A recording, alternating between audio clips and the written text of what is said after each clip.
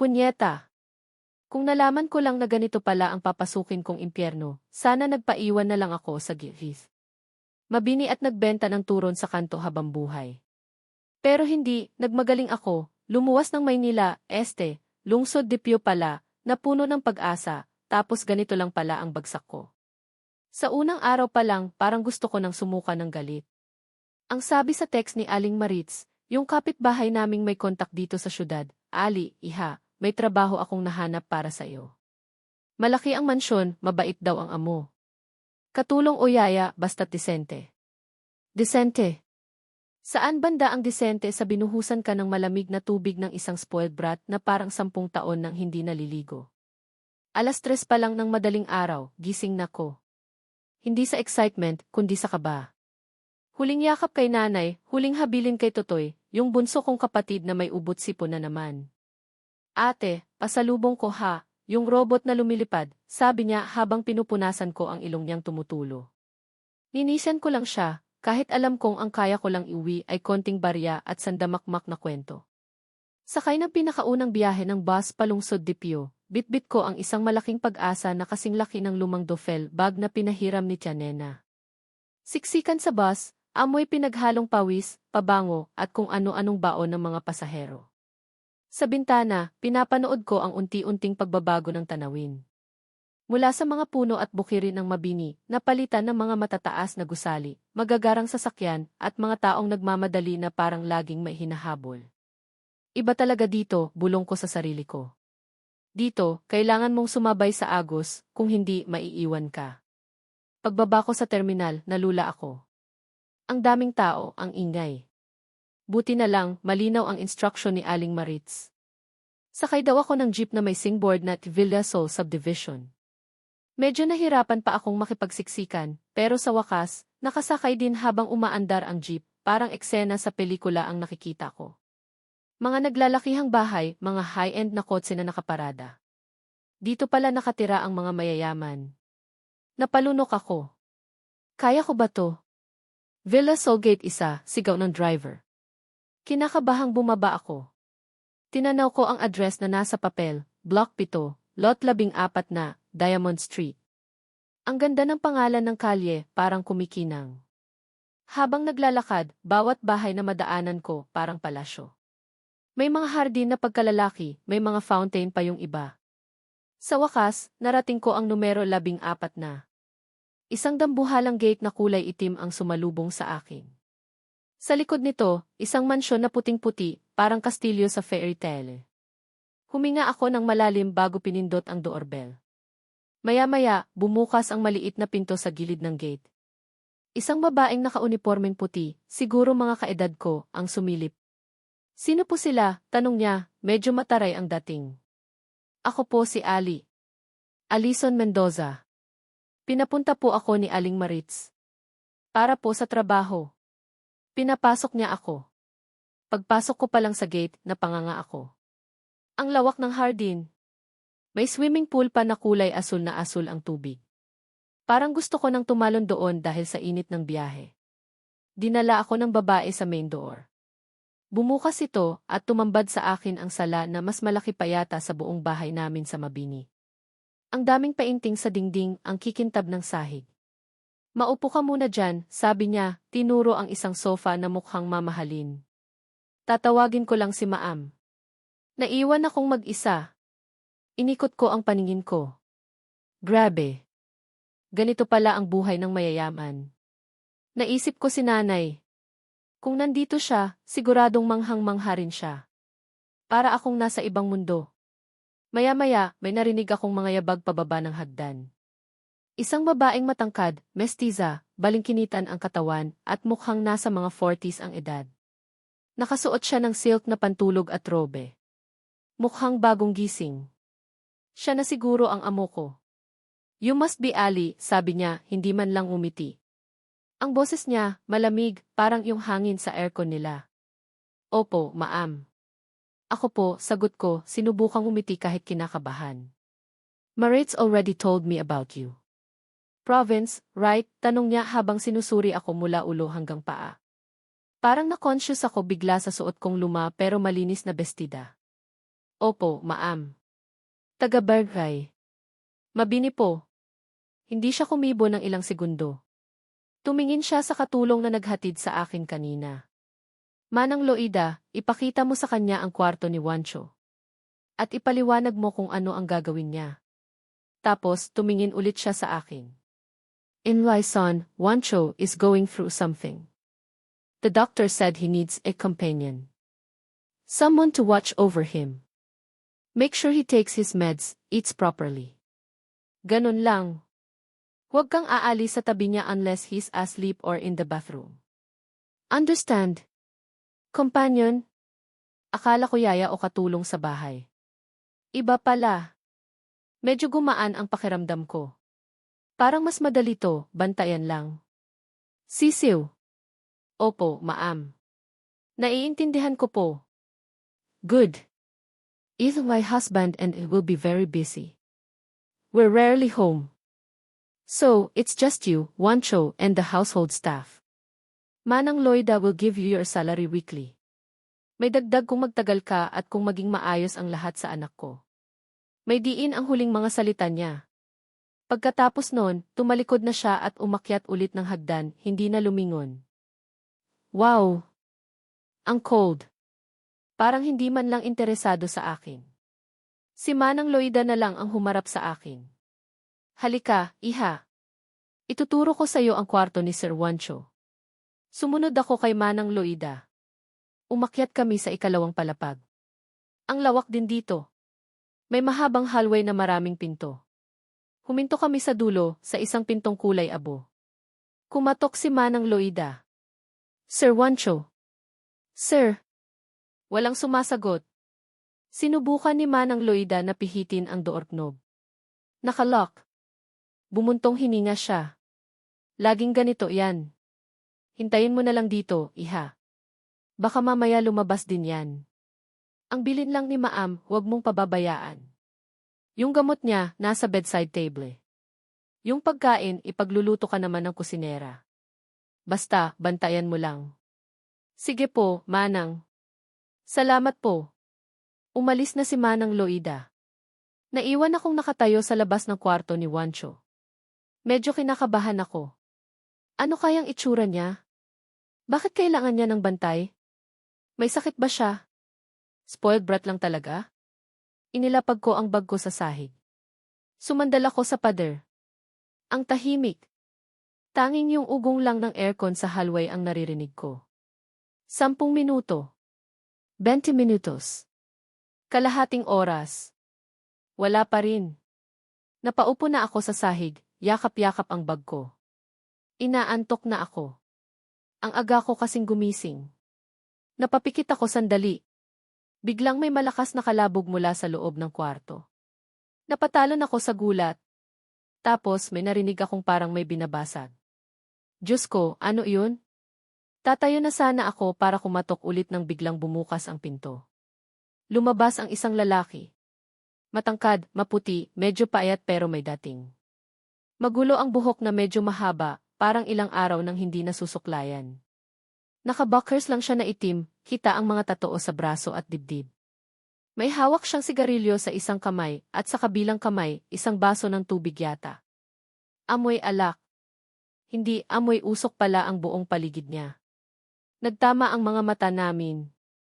Ang mga mata niya parang walang buhay. Malamig. Mas malamig pa sa titig ng nanay niya kanina. Tinitigan niya ako mula ulo hanggang paa, tapos umisi siya. Isang ngisi na hindi ko gusto. Parang nang iinsulto. Sino ka? Tanong niya, ang boses, magaspang, parang isang linggong hindi uminom ng tubig. Ako po si Ali. Alison. Ako po yung kompanyon niyo. Shit, bakit ako nautal? Tumawa siya. Isang tawang mapakla. Companion? Ano ako, aso? Lumapit siya sa akin. Amoy alak nga. At yosi. Napaurong ako ng konti. Hindi po. Sabi po ng mama niyo. Ah, si mama. Siya na naman ang may pakana nito. Inangat niya ang baso. Akala ko inumin niya. Pero bigla niyang iwinasiwas yung laman ng baso diretso sa mukha ko. Malamig na tubig. Nabasa ang buhok ko, ang damit ko. Nanlaki ang mga mata ko sa gulat. Hindi ako makapagsalita. Nakatitig lang ako sa kanya, nanginginig sa lamig at sa galit na biglang kumulo sa dibdib ko. Ano, masarap ba? Sabi niya, may ngisi pa rin sa labi. Umalis ka na. Wala akong kailangan ng kung sino mang tagabantay, lalo na sa isang probinsyanang katulad mo na mukhang naligaw lang dito. Tapos, padabog niyang isinara ang pinto. Bagsak.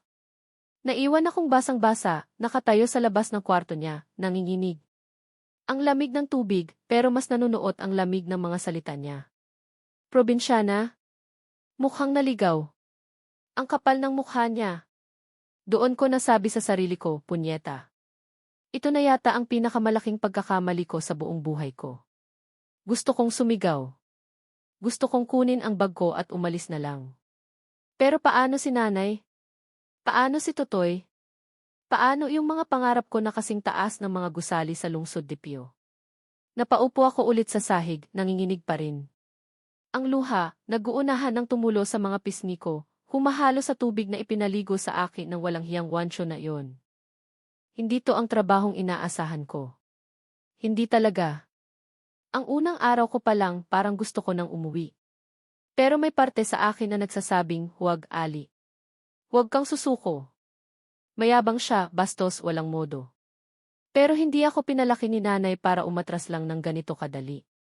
Pinunasan ko ang luha ko gamit ang likod ng palad ko. Tumayo ako. Kumatok ako ulit sa pinto niya. Malakas. Hoy, Wancho. Buksan mo tong pinto.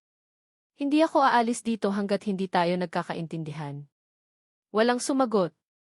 Pero alam kong narinig niya ako. Isang malalim na buntong hininga. Okay, Ali. Game on kung gusto niya ng away, ibibigay ko sa kanya. Akala niya siguro, dahil probinsyana ako, madali niya akong paalisin. Nagkakamali siya. Sanay ako sa hirap. Sanay ako sa mga taong mapangmata. Hindi ako aatras. Lalo na kung kapalit nito ang kinabukasan ng pamilya ko. Tinignan ko ang sarili ko. Basang-basa. Mukhang basang sisiw. Napangiti ako ng mapait. Sige lang, Wancho, bulong ko. Tingnan natin kung sino ang unang susuko sa ating dalawa. Dito magsisimula ang laban.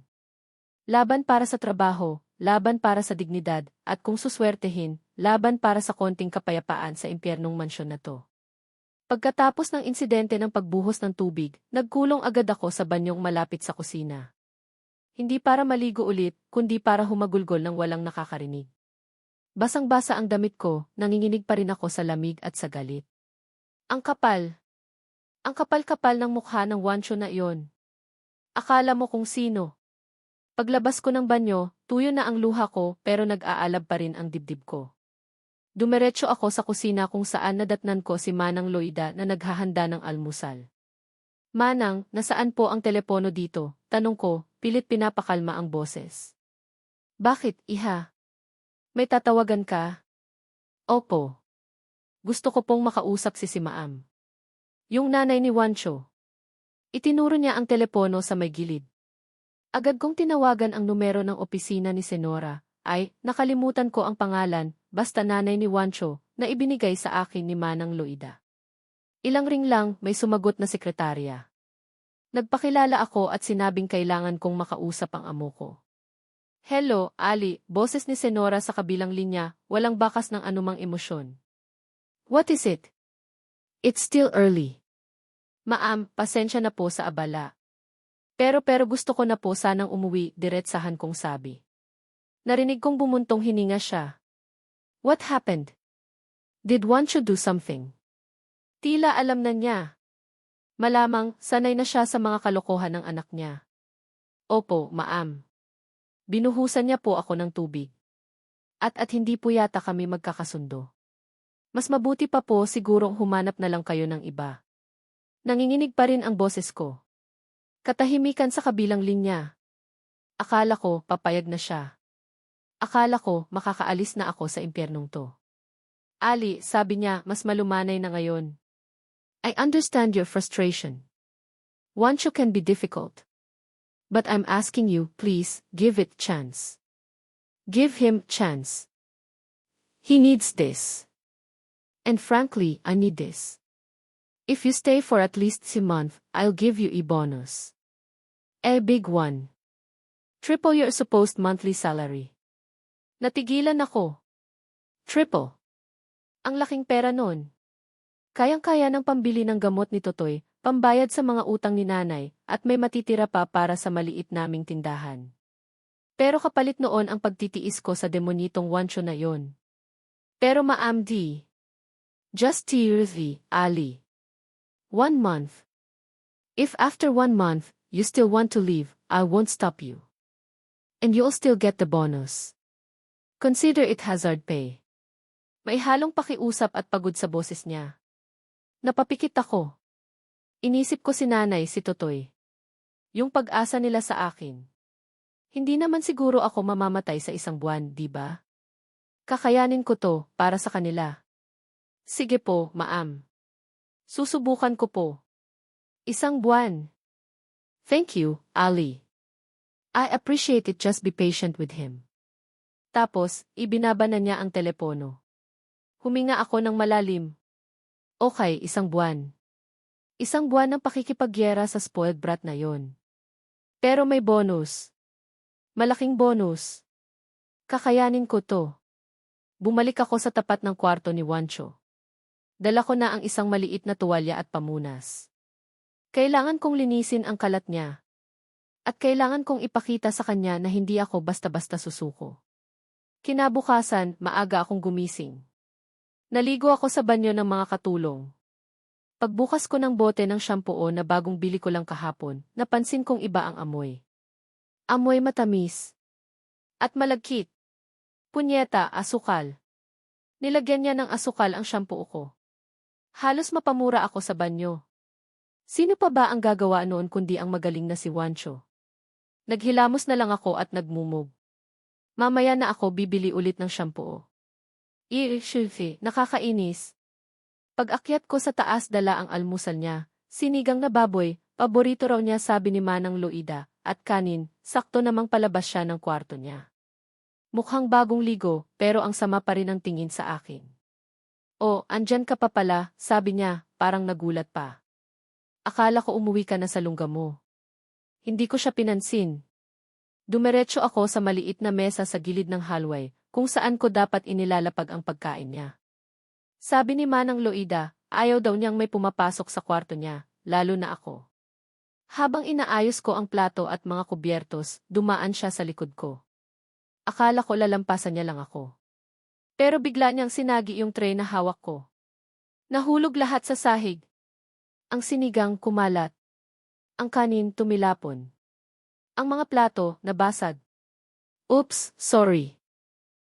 Bad, sabi niya, pero kitang-kita ko ang ngisi sa mga labi niya. Ang sarap niyang sakalin. Huminga ako ng malalim. 1, 2, 3. Okay lang po, Sir Wancho. Kasalanan ko po. Hindi po ako nag-iingat. Pinulot ko ang mga basag na piraso ng plato. Tanga ka kasi, sabi pa niya bago pumasok ulit sa kwarto niya. Naiwan akong mag-isang naglilinis ng kalat niya. Gusto kong umiyak sa inis, pero pinigilan ko. Hindi. Hindi niya ako makikitang mahina.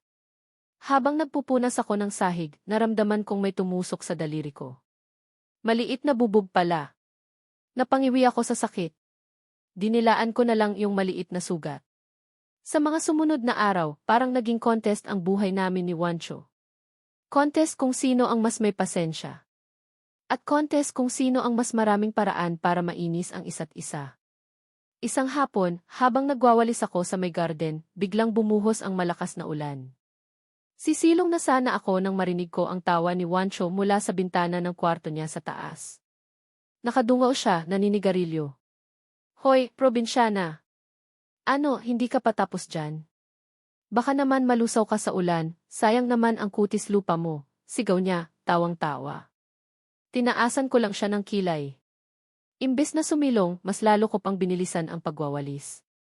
Basang-basa na ako, pero wala akong pakialam. Kung gusto niyang pagtawanan ako, sige lang. Basta ako, gagawin ko ang trabaho ko. Nakita kong natigilan siya sandali, parang hindi inaasahan ang reaksyon ko. Tapos, umiling-iling na lang siya at pumasok na sa loob. May mga pagkakataon ding sinasabotahe niya ang banyo kapag alam niyang gagamitin ko. Minsan, nilock niya mula sa labas habang nasa loob ako. Buti na lang may bintana, kahit maliit, doon ako dumaan. Medyo napilayan pa yata ako sa pagtalon. Minsan naman, biglang nawawalan ng tubig habang nagsasabon ako. Siyempre, alam kong siya ang may kagagawan. Pumunta ako sa main switch ng tubig at tama nga ako, naka-off. May isang gabi, habang mahimbing na akong natutulog sa maliit na folding bed na inilatag ko sa labas ng kwarto niya, dahil yon ang utos ng nanay niya, dapat malapit ako, bigla akong nagising sa isang malakas na sigaw. Ah! Multo! Napabalikwas ako ng bangon. Pagtingin ko, nakatayo si Juancho sa may pinto ng kwarto niya, nakaputing kumot na may butas sa mata, parang iyong mga costume sa Halloween. Tinatakot niya ako. Sa halip na matakot, nainis ako. Juancho, 2:00 na ng madaling araw. Ano bang problema mo? Kung wala kang magawa, matulog ka na lang. Hindi nakakatuwa yung ginagawa mo, sigaw ko sa kanya. Natanggal niya yung kumot sa ulo niya. Mukhang nagulat siya sa reaksyon ko. Siguro akala niya magtititili ako sa takot. Bakit hindi ka natakot? Tanong niya, parang bata. Bakit naman ako matatakot sa'yo? Mas nakakatakot pa yung itsura mo tuwing umaga kaysa dyan sa costume mo, sagot ko, tapos humiga na ulit ako at nagtalukbong. Narinig ko siyang bumuntong hininga bago pumasok ulit sa kwarto niya. Sa kabila ng lahat ng pang-aasar at pambubwisit niya, hindi ako umalis. Hindi ako nag-resign ulit. Sa bawat kalokohan niya, mas lalo lang tumitibay ang loob ko.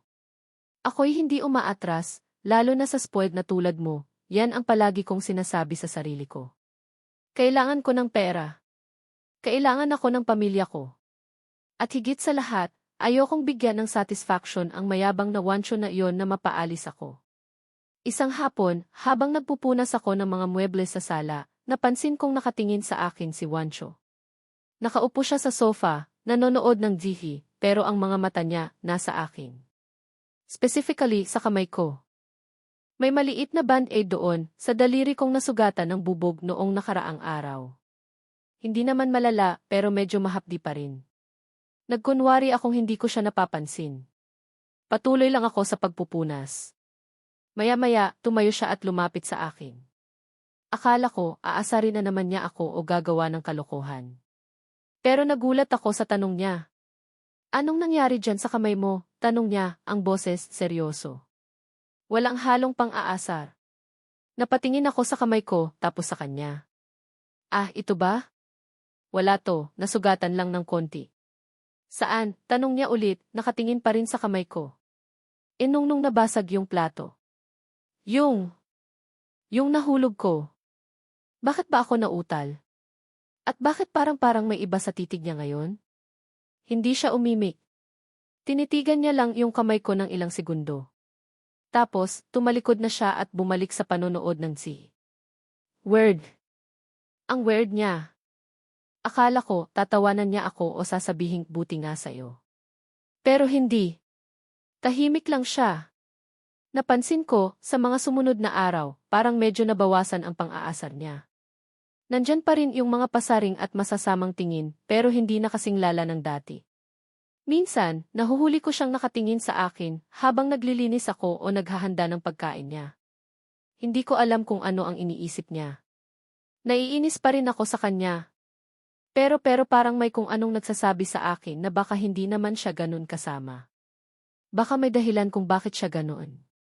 O baka naman, nasasanay na lang talaga ako sa kabaliwan niya. Isang gabi, habang kumakain ako ng hapunan mag-isa sa kusina, lugaw na lang kasi tinatamad na akong magluto ng masarap para sa sarili ko, biglang pumasok si Juancho. Nagulat ako. Bihira siyang pumunta sa kusina. May instant noodles ba tayo? Tanong niya, diretso sa cupboard. Meron yata. Tingnan mo dyan, sagot ko, hindi inaalis ang tingin sa lugaw ko. Kumuha siya ng isang cup noodles at nagpakulo ng tubig. Habang hinihintay niyang maluto yung noodles niya, naupo siya sa tapat ko. Ang awkward. Kami lang dalawa. Tahimik. Bakit lugaw lang kinakain mo? Basag niya sa katahimikan. Wala lang. Tinatamad akong magluto eh. Akala ko ba trabaho mong magluto? Para sa'yo. Pero para sa sarili ko, kahit ano na lang. Tumango-tango siya. Nang maluto na yung noodles niya, nagsimula na siyang kumain. Napansin kong ang bilis niyang kumain, parang gutom na gutom. Siguro, hindi na naman niya ginalaw yung inihanda kong hapunan para sa kanya kanina.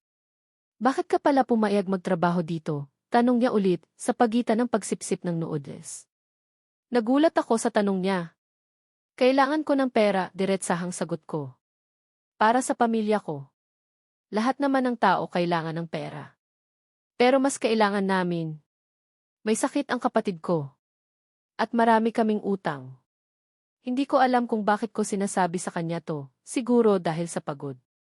O siguro dahil, sa unang pagkakataon, parang normal siyang kausap. Tumigil siya sa pagkain.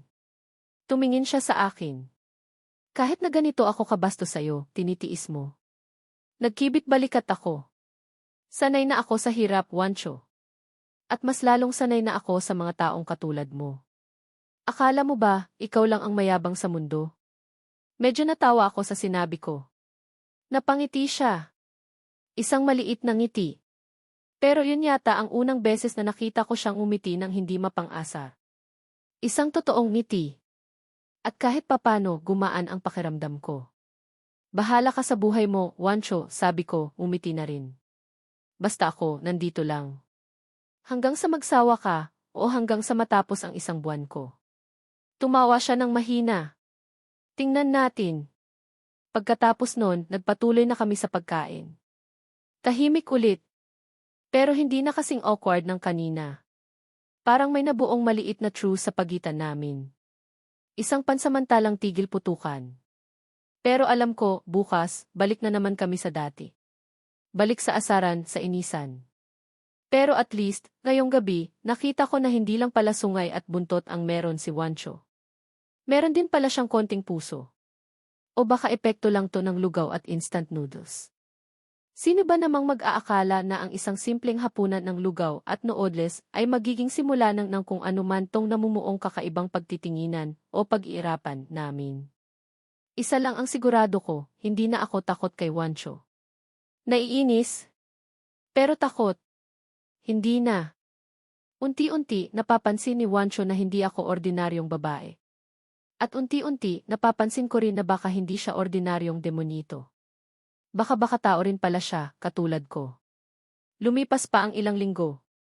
Medyo nag-level up na ang samahan namin ni Wancho. Mula sa pagiging mortal na magkaaway, para na kaming aso't pusa na paminsan-minsan, nagkakasundo kapag parehong tinatamad mang-away. Hindi na niya ako binubuhusan ng tubig o nilalagyan ng asukal ang shampoo ko. Pero nandyan pa rin yung mga matatalim niyang tingin at sarcastic na komento. Ako naman, natuto na akong sagut-sagutin siya. Minsan nga, naunahan ko pa siyang mang-asa. Hoy, Wancho! Tanghali na, tulog ka pa rin? Akala mo hotel tong bahay niyo, sisigaw ko sa labas ng kwarto niya. Pake mo ba? Istorbo ka, isasagot niya, pero maya-maya lang, lalabas na rin siya, gusot-gusot pa ang buhok at mukha. Almusal mo, Sir Sungit, sabi ko sabay lapag ng tray. Minsan, uupo siya sa maliit na mesa sa hallway at doon kakain habang ako, nagpupunas ng kung ano-ano sa paligid. Hindi na siya kasing arte ng dati na dapat iwan ko lang ang pagkain. Minsan nga, nagtatanong pa siya kung ano ang ulam. Isang gabi, mga 11:00 na yata, tapos na akong magligpit sa kusina at paakyat na sana ako para matulog sa folding bed ko sa labas ng kwarto ni Wancho, nang marinig ko siyang umuubo ng malakas mula sa loob. Hindi ordinaryong ubo. Parang hirap na hirap siyang huminga. Kinabahan ako. Kumatok ako. Wancho, okay ka lang? Walang sumasagot, pero rinig ko pa rin yung pag-ubo niya, tapos parang may bumagsak. Hindi na ako nagdalawang isip. Pinihit ko ang doorknob. Nakabukas. Ito yata ang unang beses na hindi niya nilock ang pinto niya. Pagpasok ko, nadatnan ko siyang nakaupo sa sahig, nakasandal sa kama, namumutla at pinagpapawisan. Hirap na hirap siyang huminga, hawak-hawak ang dibdib niya. Wancho, anong nangyayari sa'yo? Nataranta ako. Lumapit ako agad sa kanya. Zai in-inhaler ko, hirap niyang sabi, itinuturo ang bedside table. Agad kong kinuha ang inhaler at ibinigay sa kanya. Ginamit niya iyon pero parang hindi pa rin sapat. Umuubo pa rin siya ng malakas at parang sumisikip lalo ang dibdib niya. Asthma attack to, sabi ko sa sarili ko. Naalala ko, minsan na ring inatake ng hika si Totoy. Teka lang, Wancho, gagawa ako ng paraan. Tumakbo ako palabas ng kwarto niya, diretso sa banyo. Binuksan ko ang gripo ng mainit na tubig sa shower hanggang sa umuusok na ito. Kumuha ako ng malaking tuwalya. Bumalik ako agad kay Wancho. Wancho, subukan mong huminga ng malalim. Dadalhin kita sa banyo. Yung steam, makakatulong yan, sabi ko habang inaalalayan ko siyang tumayo. Medyo mabigat siya, pero kinaya ko. Dinala ko siya sa banyo. Pinaupo ko siya sa gilid ng bathtub. Ang buong banyo, puno na ng steam. Kinuha ko yung tuwalya at itinakip sa ulo niya, parang nagsusuob. Hinga lang, Wancho. Hinga ng malalim. Nakatayo lang ako sa tabi niya, hinihimas ang likod niya. Rinig ko ang bawat paghinga niya, ang bawat pag-ubo. Ang putla-putla niya at ang mga mata niya, parang takot na takot. Naaawa ako sa kanya. Sa kabila ng lahat ng kasungitan niya, sa mga oras na to, para siyang isang batang nangangailangan ng tulong. Unti-unti, parang kumakalma ang paghinga niya. Nabawasan na rin ang pag-ubo niya. Maya-maya, inangat niya ang ulo niya. Medyo may kulay na ulit ang mukha niya. Okay na ko, sabi niya, medyo hinihingal pa. Salamat. Ngayon ko lang siya narinig na nagsabi ng salamat ng ganon kasinsero. Sigurado ka, tanong ko. Gusto mo dalhin kita sa ospital? Umiling siya. Hindi na. Sanay na ako dito. Matagal na akong hindi inaatake ng ganito kalala. Inalalayan ko siyang bumalik sa kwarto niya. Pinaupo ko siya sa kama. Kumuha ako ng baso ng tubig at ibinigay sa kanya. Salamat ulit, Ali, sabi niya pagkatapos uminom. Nakatingin siya sa akin, isang tingin na hindi ko pa nakikita dati. Parang may paghanga. O baka naman guni-guni ko lang. Wala iyon, sagot ko. Trabaho ko naman to, di ba? Sinubukan kong magbiro para gumaan ang atmosphere. Hindi siya ngumiti. Seryoso pa rin ang mukha niya. Hindi. Ibang klase yung ginawa mo. Ngayon lang ako inalagaan ng ganito. Natigilan ako. Anong ibig niyang sabihin? Yung mga magulang niya? Si Manang Loida. Nasaan ba ang mga magulang mo, tanong ko. Hindi ba dapat sila ang nandito? Nag-iwas siya ng tingin. Lagi silang busy. Sanay na akong mag-isa. May lungkot sa boses niya. Ngayon ko lang narinig yung lungkot na iyon. Hindi ako umimik. Umupo ako sa gilid ng kama niya. Tahimik lang kami ng ilang minuto. Bakit ka nga pala nagkaroon ng asthma? Tanong ko, para lang may mapag-usapan. Nagkibit balikat siya. Ewan. Bata pa lang daw ako, meron na. Minsan, kapag sobrang stress o pagod, umaatake. Dapat nag-iingat ka. Huwag kang masyadong magpuyat o manigarilyo. Bigla akong naging parang nanay niya. Napatingin siya sa akin tapos bahagyang ngumiti. Yung totoong ngiti na naman. Napo, Nay Ali. Natawa ako. Si Raulo. Nagtawanan kami ng mahina. Ang gaan sa pakiramdam. Parang ngayon lang kami totoong nagkausap, walang halong asaran o inisan. Alam mo, Ali, sabi niya, maseryoso na ulit. Minsan, naiinggit ako sa'yo. Nagtaka ako. Sa akin. Bakit naman? Kasi parang alam mo kung ano ang gusto mo sa buhay. May pamilya kang inaalala. May mga pangarap ka. Ikaw ba, wala? Umiling siya. Hindi ko alam. Dati, akala ko alam ko. Pero ngayon parang wala na akong direksyon. Tumingin siya sa malayo, parang may malalim na iniisip. Naawa ako bigla sa kanya. Akala ko, perpekto na ang buhay niya dahil mayaman sila. Pero mukhang mas marami pa siyang problema kaysa sa akin. Lahat naman tayo, naliligaw minsan, Wancho, sabi ko. Ang importante, alam mo kung paano bumalik sa tamang daan. Tumingin siya sa akin. Paano kung hindi ko na alam kung nasaan ang tamang daan? E di magtanong ka, sabi ko, umiti. O kaya, humanap ka ng kasamang maglalakad. Para hindi ka nag-iisa. Hindi siya sumagot pero nakatitig lang siya sa akin. Parang may gusto siyang sabihin pero hindi niya masabi. Sige na, Wancho. Magpahinga ka na, sabi ko, tumayo na. Dito lang ako sa labas kung kailangan mo ulit ako. Ali, tawag niya bago ako makalabas ng pinto. Lumingon ako. Huwag ka munang umalis, sabi niya, mahina ang boses. Dito ka lang. Please. Nagulat ako. Pero nakita ko ang lungkot at takot sa mga mata niya. Parang ayaw niyang maiwang mag-isa. Bumuntong hininga ako. CJ. Pero kukuha lang ako ng unan at kumot ko. Bumalik ako dala ang mga gamit ko. Hindi na ako sa folding bed humiga. Umupo ako sa isang maliit na sofa sa gilid ng kwarto niya. Matulog ka na, sabi ko sa kanya. Humiga na siya, pero nakatingin pa rin sa akin. Salamat talaga, Ali. Ninitian ko lang siya. Maya-maya, nakatulog na rin siya. Pinagmasdan ko siya. Ang amo ng mukha niya kapag tulog. Parang hindi siya yung mayabang at masungit na Wancho na kilala ko. Parang ibang tao. Buong gabi, binantayan ko siya. Paminsan-minsan, tinitingnan ko kung okay lang ang paghinga niya. Hindi ako masyadong nakatulog, pero okay lang. Ang importante, okay na siya. Kinaumagahan, maaga akong nagising. Nakita kong mahimbing pa rin ang tulog ni Wancho. Dahan-dahan akong lumabas ng kwarto niya para hindi siya magising. Naghanda ako ng almusal niya, arroz caldo, para mainit sa tiyan. Pag-akyat ko, gising na siya. Nakaupo sa kama, nakatingin sa bintana. Good morning, bati ko. Almusal mo.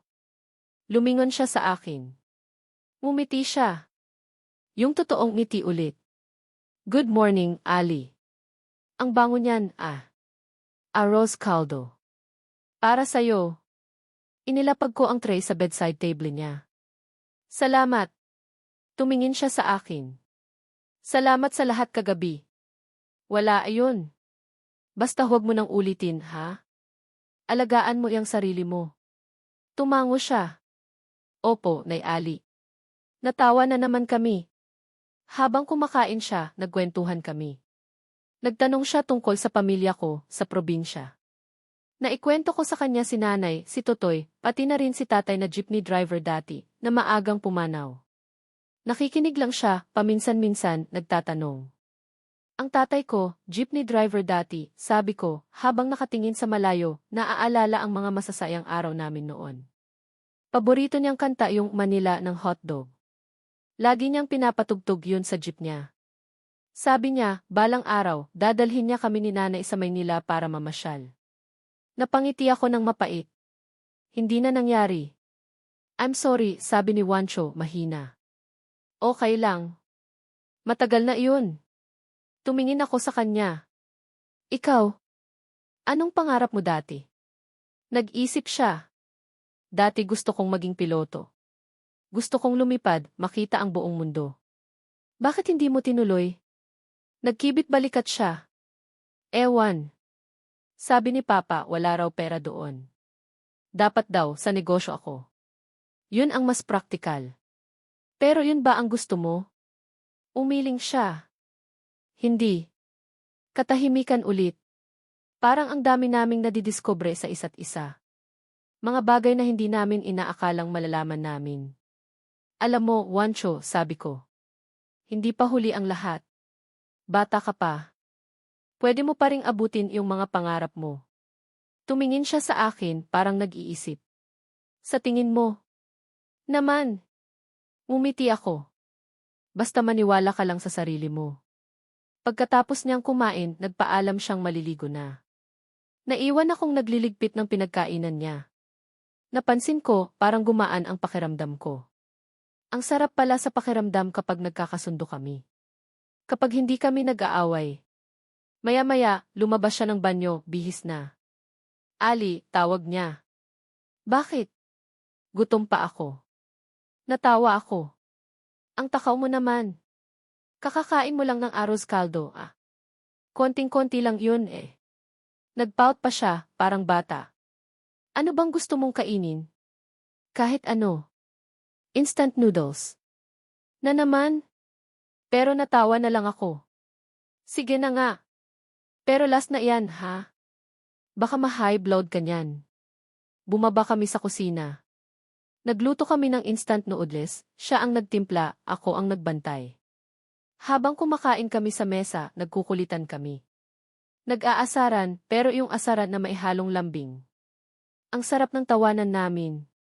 Yung tawa na galing talaga sa puso. Hindi ko namalayan, unti-unti, parang may kung anong tumutubo sa dibdib ko. Isang mainit na pakiramdam. Isang kilig. Hindi pwede. Si Wancho to, yung mayabang, masungit, at spoiled brat na Wancho. Pero iba na siya ngayon. O baka naman, ako ang nagbabago. Habang pinapanood ko siyang tumatawa, napaisip ako. Pwede pala. Pwede pala siyang maging mabait. Pwede pala kaming maging magkaibigan. O baka higit pa? Napailing ako sa sarili kong iniisip. Ano ba tong nangyayari sa akin? Huwag kang assuming, Ali. Baka mabait lang siya ngayon dahil tinulungan mo siya kagabi. Bukas, baka balik na naman siya sa dati niyang ugali. Pero kahit na ano pa ang mangyari bukas, ang importante, ngayong araw, nakita ko ang ibang side ni Wancho. Isang side na hindi ko inaakalang meron siya. At sa hindi maipaliwanag na dahilan, nagsimulang tumibok ng kakaiba ang puso ko. Isang tibok na matagal ko nang hindi naramdaman. Isang tibok na nagsasabing baka posible. Baka posibleng mahulog ang loob ko sa isang katulad niya. Punyeta! Mukhang mas malala pa yata to kaysa sa asthma attack niya. Ang mga sumunod na araw pagkatapos ng asthma attack ni Wancho ay kakaiba. Parang biglang nagbago ang ihip ng hangin sa mansyon. Si Wancho, hindi na kasing sungit ng dati. Madalas na kaming nagkakausap, nagkukulitan, at kung minsan pa nga, nagkakatawanan na parang matagal na kaming magkakilala. Yung mga pader na itinayo niya sa paligid niya, unti-unti kong nararamdamang bumabagsak. At ako naman, yung puso kong dati bato dahil sa hirap ng buhay, parang unti-unti na ring lumalambot para sa kanya. Hindi ko maamin sa sarili ko, pero kinikilig ako. Kinikilig ako kay Wancho, ang spoiled brat na akala ko'y magiging bangungot ng buhay ko. Isang hapon, habang nagdidilig ako ng mga halaman sa hardin, biglang may humintong isang magarang pulang kotse sa tapat ng gate. Bumaba mula rito ang isang babae. Matangkad, balingkinitan, maputi, at ang buhok, kulay blonde na parang araw. Nakasuot siya ng mamahaling bestida at high heels na parang laging handang rumampa. Maganda siya, yun ang hindi ko maipagkakaila. Parang artista sa pelikula. Nakita kong nagmamadaling lumabas si Manang Loida para salubungin siya. Nag-uusap sila saglit, tapos pinapasok na ni Manang Loida ang babae sa loob ng mansyon. Sino kaya siya? Bisita. Ipinagpatuloy ko na lang ang pagdidilig, pilit iwinawaksi sa isip ko ang babaeng yon. Pero maya-maya lang, narinig ko ang boses ni Wancho mula sa may veranda. Masaya ang boses niya, parang biglang sumigla. Isang sigla na hindi ko pa naririnig dati. Tanya! What a surprise! Bakit hindi ka nagsabing darating ka? Napalingon ako. Nakita ko si Wancho, nakatayo sa veranda, at kayakap niya yung babaeng maganda. Yakap na mahigpit. Parang matagal silang hindi nagkita. Parang may something sa kanila. Biglang kumirot ang dibdib ko. Isang kirot na hindi ko maintindihan. Bakit? Ano to? Selos? Ako magsiselos? Kanino? Kay Wancho. Impossible. Nakita kong bumaba sila sa hardin, papalapit sa direksyon ko. Yung babae, si Tanya pala ang pangalan, nakakapit pa rin sa braso ni Wancho. Tumatawa sila, nag-aasaran. Parang wala silang ibang nakikita sa paligid. Parang sila lang ang tao sa mundo. Napatigil ako sa pagdidilig. Hindi ko alam kung anong gagawin ko. Aalis ba ako? Magpapatuloy? Bigla akong na-conscious sa itsura ko. Nakalumang t-shirt lang ako at shorts, medyo may mansa pa ng lupa. Ang buhok ko, nakapusod lang ng basta-basta. Ang layo ng itsura ko sa Tanya na iyon na parang model. Napansin yata ako ni Wancho. Oh, Ali. Andyan ka pala. Medyo nagulat pa siya. Si Tanya nga pala.